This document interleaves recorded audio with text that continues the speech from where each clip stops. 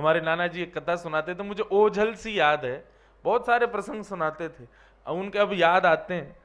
एक बार एक व्यक्ति के यहाँ कोई संत पधारे, कोई गुरु पधारे, और वो संत पधारे गर्मी के महीने में, ज्येष्ठ के महीने में आए, बहुत गर्मी होती है।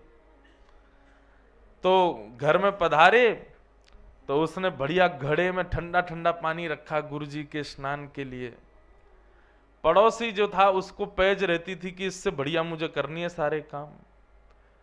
तो उसने आकर के सब देखा, ये गुरुजी का सत्कार कैसे कर रहा है, पुष्प बिछा रखे हैं, बढ़िया ठंडा घड़े में जल रखा हुआ है गुरुजी को नवाने के लिए, उसने बढ़िया ठंडाई बना रखी है। बोले गुरुजी स्नान करेंगे सबसे पहले, उसके बाद उनको ठंडाई पिलाऊंगा आदि आदि। अब ये सब पड़ोसी देख रहा था। गुरुजी आए, पुष्पों से स्वागत किया, ठंडे जल से स्नान किया गुरुजी ने, ठंडाई पी, गुरुजी बड़े प्रसन्न। बोले वाह, हम तुमसे बड़े प्रसन्न हैं। पड़ोसी आया, बोले महाराज जी कभी मेरे घर भी पधारो। बोले अभी तो हमारा सब बुकिंग है, हम आएंगे, कब आओगे? बोले तुम्हारे आएंगे शिशिर में, ठंडी में आएंगे। ठीक है। सोच लो क्या हुआ होगा। गुरुजी के लिए ठंडे घड़े में जल भर के रखे, गुरुजी आएंगे इसी से स्नान करेंगे, और फिर गुरुजी के लिए बढ़िया उसने ठंडाई बना के रखी है, गुरुजी को यही पिलाएंगे। गुरुजी घर में आए, आकर के जैसे ही स्नान करने के लिए गए, गुरुजी बोले ये तो बड़ा ठंडा जल। अरे गुरुजी नहीं, आप उसके यहाँ भी नहाए थे, मेरे यहाँ नहाना पड़ेगा। गुरुजी बोले नहीं नहीं, इससे नहीं नहाएंगे। नहीं, उस पर ज्यादा कृपा कर रहे हो, मैं सब समझ रहा हूँ आपकी बात, उसके यहाँ नहा लिए, मेरे यहाँ नहीं नहाओगे। कैसे नहीं नहाओगे? गाड़ी उठा के उसने ही नहा दिया। गुरुजी बेचारे कप कप आ गए, बोले लो अब ठंडाई पियो। बोले अरे एक चाय पिला भैया, गर्म दूध पिला, मर जाएंगे हम, ठंड लग रही। नहीं आप उस पर ज्यादा कृपा, उसके यहाँ तो आप लस्सी पी रहे थे, हमारे यहाँ चाय मांग रहे हो। नहीं पीनी तो पड़ेगी। हुआ क्या, गुरुजी को निमोनिया हो गया। भैया ठाकुर जी की सेवा बड़ी सरल है, वैष्णवों की सेवा बड़ी कठिन है। ये हृदय में दीनता आना, सहजता आना और सरल भाव आना, ये तो वैष्णव सेवा से ही आता है, ठाकुर जी की सेवा से नहीं आता है। आपको पता है गजेंद्र मोक्ष की कथा जो आती है ना, ये गजेंद्र जो था, ये अपने पूर्व जन्म में ठाकुर जी की खूब सेवा करता था, पर वैष्णव सेवा नहीं करता था। हुआ क्या, एक दिन ठाकुर जी की आराधना कर रहा था और तभी कोई संत आ गए। संत आए, उसको पता चल गया कि कोई संत आए हैं, लेकिन फिर भी ठाकुर जी की सेवा ही करता रहा।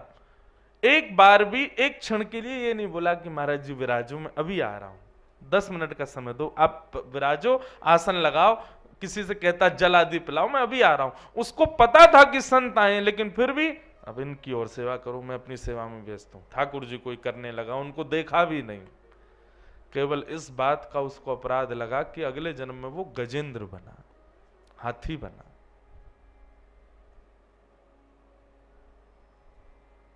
वैष्णव अपराध बंधुओं कभी ना बने हमसे। इसलिए ठाकुर जी की सेवा एक दिन को थोड़ी सी पहले से कम हो जाए चलेगा, लेकिन कोई वैष्णव हो। वैष्णव किसको कहते हैं? वैष्णव का मतलब क्या होता है? वैष्णव मतलब अपने रूप से, अपने स्वभाव से, अपने गुण से, अपनी वाणी से किसी भी रूप में ठाकुर जी से संबंध रखता है, वो वैष्णव है। आप एक दूसरे के सब वैष्णव हो। माफ कीजिए, अभी तक आप में से एक दूसरे के घर आप जाते हो तो ऐसे मिलते हो जैसे सखा आदि, लेकिन एक क्षण के लिए ऐसे मिलो जैसे कोई वैष्णव आया है, प्रणाम करो। तिलक है, गले में कंठी माला है, हृदय में नाम है ठाकुर जी का, चिंतन में भगवत कथा है, वैष्णव है, उसका वैष्णव रीति से स्वागत करो। वैष्णव तो वैष्णव सेवा ही हमको सिखाती है। ठाकुर जी की सेवा से ज्यादा कुछ सीखने को नहीं मिलता है। ठाकुर जी की सेवा तो कोई भी कर लेता है। डलिया में लिए घूम रहे ठाकुर जियों को सेवा तो उनकी भी हो रही है, लेकिन नहीं, ठाकुर जी की सेवा आसान है, वैष्णव सेवा कठिन है। वो करना प्रारंभ करो। तो भगवान कहते हैं ये राजस भक्त जो है केवल मेरी मूर्ति में निष्ठा रखता है, इसके अलावा मेरी किसी भाव में निष्ठा नहीं रखता। ये भी मुझे प्रिय नहीं है मैया। आप श्रृंगार कैसा करते हो, 56 भोग कितना धराते हो, ठीक है, अच्छा है, करना चाहिए, पर उसके संग संग वैष्णव सेवा का भाव भी आपके हृदय में, संत सेवा का भाव भी आपके हृदय में होना चाहिए। संत पधारे, वैष्णव पधारे, उस समय यह भी विचार मत करो कि पृथ्वी पर धूल पड़ी है, प्रणाम करो, इतना भी विचार नहीं।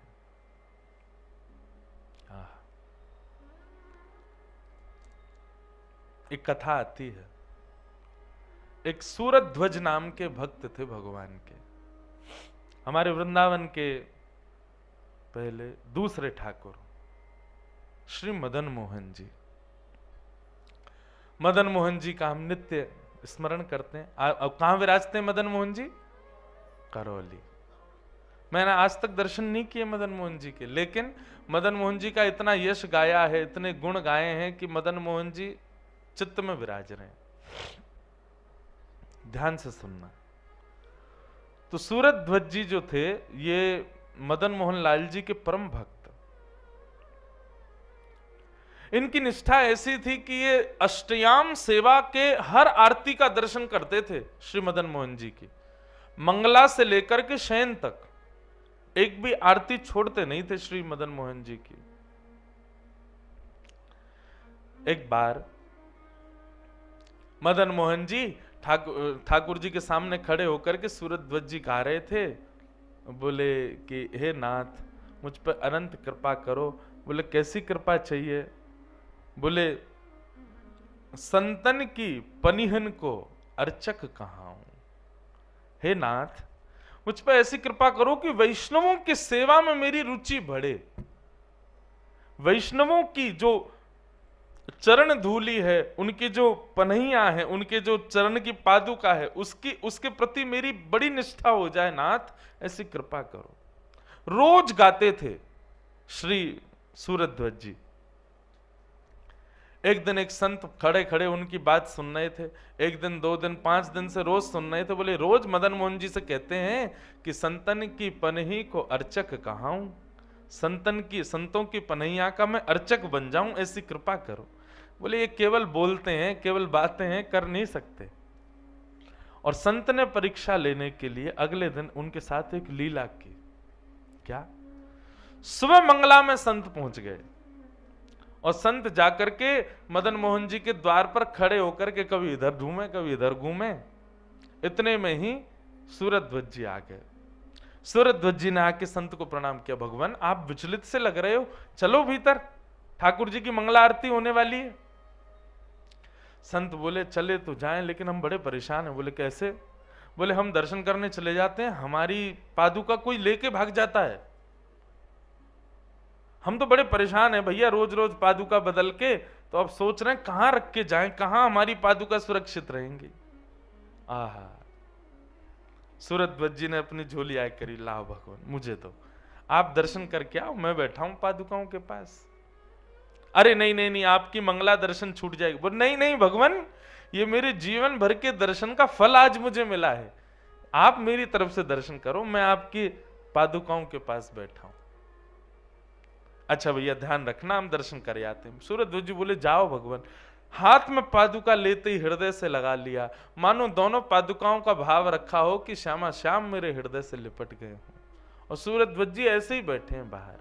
आज मदन मोहन जी के वर्षों से चली आ रही नियम के दर्शन की सेवा छूट रही है सूरध्वज जी की, लेकिन फिर भी अत्यंत प्रसन्न पादुका लगा करके हृदय से बैठे हैं सूरध्वज जी।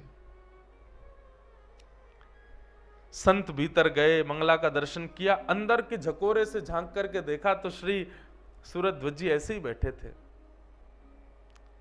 संत बोले थोड़ी देर परीक्षा लो इनकी। आज मंगला से श्रृंगार आरती तक का समय आ गया, संत भारी निकल के नहीं आए, लेकिन सूरध्वज जी ऐसे ही बैठे। श्रृंगार आरती का समय हो गया, लोग बाग दर्शन के लिए आए। कईयों ने आकर के सूरध्वज जी जो रोज देखते थे, अरे सूरध्वज जल्दी चलो, श्रृंगार आरती हो रही है ठाकुर जी की। बोले नहीं मैं अभी सेवा में व्यस्त हूं, आप जाओ। सब चले गए। आज सब आश्चर्यचकित हैं, सूरध्वज की वर्षों से निष्ठा जिस दर्शन में, आज वो छूट रहा है सूरध्वज का। पर सूरजध्वज को बिल्कुल चिंता नहीं। इतने में ही जी क्या होता है भाई, ये वही अलर्ट है कोई, वाह हमारे पे तो आ नहीं रहे मैसेज। सुनो सुनो सुनो सब लोग सुनो, कथा सुनो, हम भूल जाएंगे इसके चक्कर में। ये शायद इसीलिए बज रहा है कि आप कथा सुनो ध्यान से। तो सूरजध्वज जी हृदय से लगा के बैठे। महाराज संत तो इतने निष्ठुर हो गए आज कि सुबह मंगला के घुसे भीतर और रात्रि शयन का समय आ गया। सूरजध्वज जी पूरे दिन ऐसे ही बैठे रहे पादुकाओं को लेकर के। रात्रि शयन का दर्शन, एक बालक सुबह से देख रहा था सूरजध्वज जी आज मंदिर में नहीं गए। उसने जाके कहा सूरजध्वज जी आप सुबह से यहीं बैठे हो, अब तो चलो शयन आरती हो रही मदन मोहन जी की। बोले नहीं आप जाओ, मैं सेवा में व्यस्त हूं। रात्रि की शयन आरती के बाद जब सब निकले तब वो महात्मा निकल करके आए और महात्मा ने आकर के आज सूरजध्वज को हृदय से लगाया। बोले तुम कहते नहीं हो मदन मोहन जी से, तुम मानते भी हो। संतन की पनही को अर्चक कहाऊं, ये तुम जो रोज कहते थे मदन मोहन जी से, आज तुम इस भाव में तुम पास हो गए, हृदय से लगा लिया। बोले जय हो सूरजध्वज जी, तुम्हारे लिए ठाकुर जी के दर्शन से ज्यादा संत सेवा प्रधान है। और यही भगवान की स्वीकारिता का प्रमाण है। ठाकुर जी आपको स्वीकार कर रहे हैं, इसका प्रमाण क्या है कि संतों के प्रति निष्ठा आपकी बढ़ जाएगी। सूरजध्वज जी तो आनंदित हो गए। बोले भगवान मैं तो इस बात से प्रसन्न हूं कि मैंने साल भर जीवन भर मदन मोहन जी से यही मांगा कि किसी संत की सेवा मिले, और आज ये सुबह से पनहियां जो मुझको प्राप्त हुई हैं, मुझे तो ऐसा लग रहा है मेरे वर्षों की सेवा का आज मुझको फल प्राप्त हुआ है। भगवान मेरी तो इच्छा ही नहीं हो रही आपकी पादुका छोड़ने की। मुझे इतना सुख तो मदन मोहन जी का दर्शन करने में नहीं आया जितना सुख मुझे इन पादुकाओं को हृदय से लगाने में आया। संत वहां से चले गए। मदन मोहन जी के दर्शन करने के लिए अब सूरजध्वज जी गए। मंदिर तो बंद हो गया था, शयन हो गए, परंतु दहली पर अपना सर रख करके प्रणाम करने के लिए जैसे ही दंडवत हुए, सिर नीचे टिकाया तो पत्थर का अनुभव नहीं हुआ, कोमल कोमल चरणों का अनुभव हुआ। जैसे ही कोमल चरणों का अनुभव हुआ, सूरजध्वज जी ने तुरंत नेत्र खोल करके देखा तो उत्तुंग रक्त विलसन नख चक्रवाल, ठाकुर जी के मधुर चरणारविंद। और जैसे ही दृष्टि ऊपर करके देखी तो त्रिभंग ललित श्याम सुंदर मदन मोहन जी प्रत्यक्ष प्रकट हो गए और सूरजध्वज जी की सेवा को स्वीकार कर लिया, हृदय से लगा लिया। बोले सूरजध्वज आज तुम्हारी निष्ठा से मैं बहुत प्रसन्न हूं। तुमने वर्षों के अपने नियम तोड़ दिए केवल एक वैष्णव सेवा के लिए, एक संत की पादुकाओं की रक्षा के लिए। मैं तुमसे बहुत प्रसन्न हूं। और उसी समय सूरजध्वज जी को अपने संग लेके मदन मोहन जी चले गए। सोचो बंधु, हमें लगता है कि केवल ठाकुर सेवा प्रधान है, नहीं।